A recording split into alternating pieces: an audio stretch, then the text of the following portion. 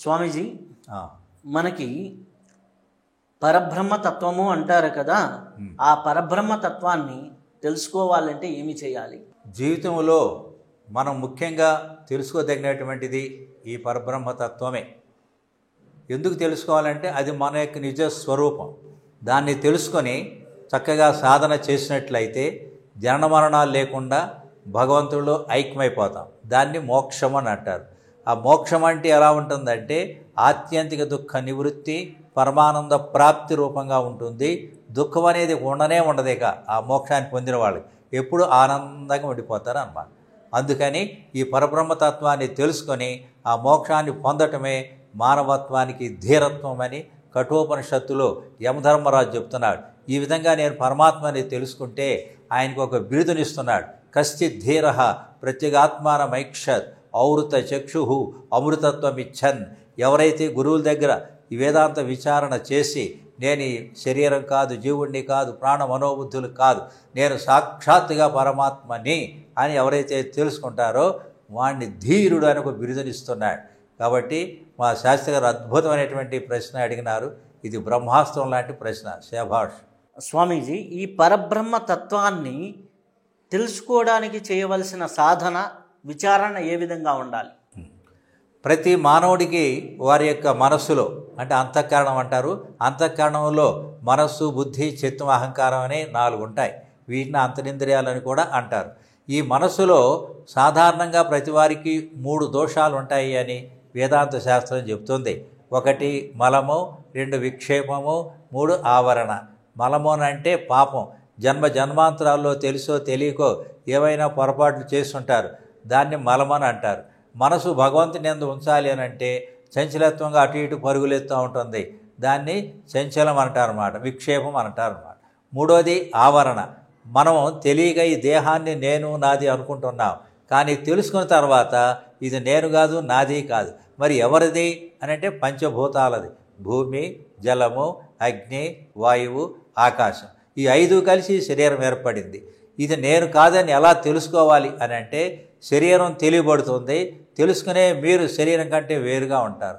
ఆ వేరుగా ఉండే మీరే సత్యస్వరూపులు, జ్ఞానస్వరూపులు, ఆనంద స్వరూపులు, అనంత స్వరూపులు. ఇట్లా తెలుసుకోవాలని అంటే 3 సాధనలు. పాపం పోవాలంటే నిష్కామ కర్మ, చేయదగిన పనులు చేస్తూ, కర్తుమయోగ్యం కార్యం, చేయదగిన పనులే చేస్తూ ఆ ఫలితాన్ని భగవంతుడికి సమర్పించాలి. నేను చేస్తున్నాననేటువంటి అహం ఉండకూడదు. ఇట్లా చేయటం వలన మన మనసులో ఉండేటువంటి పాపదోషాలు పటాపంచలైపోతాయి. 2వది విక్షేపం. సద్గురువుల ద్వారా మనకు ఒక మంత్రం, రామమంత్రం కావచ్చు, శివమంత్రం కావచ్చు, వెంకటేశ్వర స్వామి, మనకి ఏ దేవుడు ఇష్టంగా ఉంటే ఆ దేవతా మంత్రాన్ని బీజాక్షరాలతో కల్పిస్తారనమాట. ఓం, హ్రీం, శ్రీం, క్లీం ఇలాంటి బీజాక్షరాలు అంటారు. చివర మనం ఏ దేవుడి పేరు కావాలంటే ఆ దేవుడి నామాన్ని కలుపుతారనమాట. అప్పుడు అది శివమంత్రం కానీ రామమంత్రం కానీ అట్లా అవుతాయన్నమాట. దాన్ని తీసుకొని గురువుగారి ద్వారా స్వీకరించి అక్షర లక్షగా జపం చేయాలి. గురుదేవులు ఇచ్చిన మంత్రంలో ఎన్ని అక్షరాలు అయితే మీకు ఉంటాయో అన్ని లక్షల జపంగా మనం చేస్తూ ఉంటే ఆ భగవద్ అనుగ్రహం మన పైన కుంభరుషులాగా కురిసి అణువణువు మీ ఇష్టదేవత, రాముడైతే రామమయంగా, శివుడైతే శివమయంగా ఆ విధంగా కనిపిస్తుంది. అప్పుడు మనస్సులో ఈ చంచలత్వం తగ్గిపోయి నిశ్చలత్వం వస్తుంది. ఆ తర్వాత సద్గురుదేవుని యొక్క సన్నిధికి వెళ్ళి ఆ గురువులు ఎట్లా ఉండాలి అని అంటే శ్రోత్రియ బ్రహ్మనిష్ఠులుగా ఉండాలి, వేదాంత విషయాలు తెలిసి ఉండాలి, అనుష్ఠానం ఉండాలి.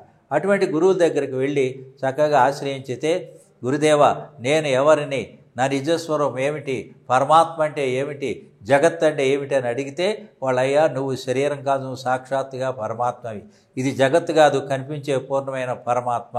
కాబట్టి పరమాత్మ పూర్ణమే, ఈ జగత్తు పూర్ణమే, నీవు పూర్ణమే. అయితే 3 పూర్ణాలు లేవు, 3 ఒకే ఒక పూర్ణమైన పరమాత్మ అని గురువుగారు చెప్తారు. ఆయన సాధన చేస్తాడు. ఇంతవరకు ఇక ప్రపంచం ఉన్నదే అనుకుంటాడు. ఇక ప్రపంచం లేదు, సర్వత్రా ఉండేది పరబ్రహ్మమేనని చక్కగా ఆ ఆనందమైన స్థితిలో ఉండిపోతాడు. ఇది అద్భుతమైనటువంటి సాధన అన్నమాట. 3 విధాలుగా బ్రహ్మతత్వాన్ని తెలుసుకుంటానికి సాధన చేయమని శాస్త్రం చెబుతుంది. అదేనా పూర్ణమిదం పూర్ణమదం పూర్ణాత్ పూర్ణముదచ్యతే అనేది? ఉపనిషత్తులు 4 వేదాల్లో అన్నిటిలో కలిపి 1180 ఉపనిషత్తులు ఉంటాయి. వాటిలో ఒక్కొక్క ఉపనిషత్తుకి ఒక్కొక్క శాంతి మంత్రం చెప్తారనమాట. కాబట్టి పూర్ణమదః పూర్ణమిదం పూర్ణాత్ పూర్ణముదచ్యతే పూర్ణస్య పూర్ణమాదాయ పూర్ణమేవావశిష్యతే. అద్భుతమైనటువంటి శాంతి మంత్రం. పూర్ణమదః, ఆ పరమాత్మ పూర్ణంగా ఉంటుంది. పూర్ణమిదం, ఎదురుగుండా కనిపించే జగత్ అంతా పూర్ణంగా ఉంటుంది. కాబట్టి ఇది జగత్ అనే భావాన్ని వదిలేసి ఆ పూర్ణమైనటువంటి పరమాత్మే నేను అని మనం తెలుసుకోవాలి. మనలో ఉండే ఆత్మ కూడా ప్రత్యేగాత్మ అంటారు. ఈ ప్రత్యేగాత్మే పూర్ణమైన పరమాత్మ. ఈ విధంగా తెలుసుకుంటే నేను దేహేంద్రియాలు కాదు, ఇక ప్రపంచం అనేది లేదు, ఉన్నది పరమాత్మ ఒక్కటే అని మిగిలిందని తెలుస్తుంది. ఆ పరమాత్మ నేనే. కాబట్టి మనం పరమాత్మ అవటం కాదు, అయి ఉన్నాం. గురువులు శాస్త్రాలు తెలియజేస్తున్నాయి నీవు ఆ పరమాత్మవి అని. ఇప్పుడు కుమ్మరున్నాడు, మట్టి తెచ్చి కుండలను చేస్తున్నాడు, ఆ ఆభరణాలను కంసాలు చేస్తున్నాడు. అట్లా మన ఎవరు చేయట్లేదు, గురువులు తెలియజేస్తారన్నమాట. నీవు ఆ పరమాత్మవి అని. శిష్యుడు ఆ పరమాత్మని చక్కగా తెలుసుకొని మోక్షాన్ని పొందిపోతాడు. అయితే ఈ పరమాత్మ అని తెలుసుకోవడానికి ఆ సాధకుడు మొదటి అడుగు వేసినప్పుడు ఆ అడుగులో వచ్చేటటువంటి అడ్డంకులు ఏంటి, ఆ అడ్డంకుల్ని ఎలా జయించాలి? శ్రేయాంసి బహువిఘ్నాని అని ఒక అమృత వాక్ అన్నమాట. శ్రేయస్సు అంటే మోక్షం. ఈ దైవ మార్గంలోకి వచ్చిన వాళ్ళకి మొట్టమొదటిగా అనేకమైనటువంటి అడ్డంకులు వస్తూ ఉంటాయి అన్నమాట. వాటినే ప్రతిబంధకాలు అని అంటారు. రకరకాలుగా విమర్శలు, ఎన్నెన్నో గొడవలు వస్తుంటాయి అన్నమాట.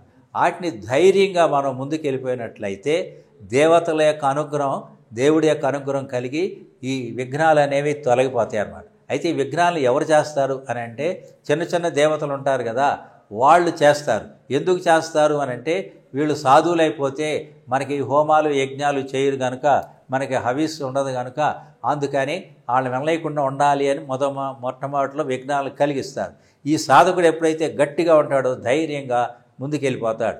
దైవ గుణాల్లో మొదటి గుణం ఏమిటంటే అభయం. B fearless.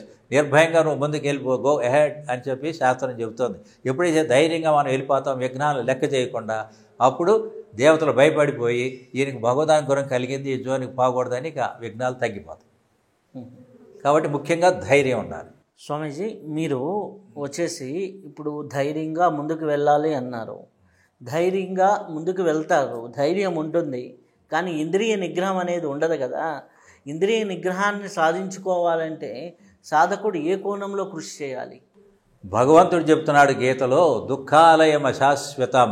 ఈ ప్రపంచం అంతా దుఃఖాలకు నిలయం, అశాశ్వతమైంది అని తెలుసుకొని ఈ దుఃఖాలు అవసరం లేదు, అశాశ్వతమైన ఈ ప్రపంచం అవసరం లేదు, నిత్యమైనటువంటిది ఆనందమైనటువంటి పరమాత్మ తత్వమే నాకు కావాలని దీని యందు వైరాగ్యాన్ని సంపాదించుకోవాలి.